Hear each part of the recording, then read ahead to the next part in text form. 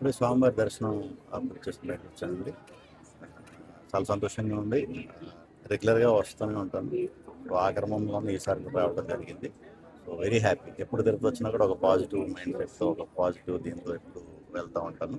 So అదేవిధంగా ఈసారి కూడా రావడం జరిగింది. చాలా థ్యాంక్స్ అండి. సినిమాలు ఏమైనా ఉన్నాయి?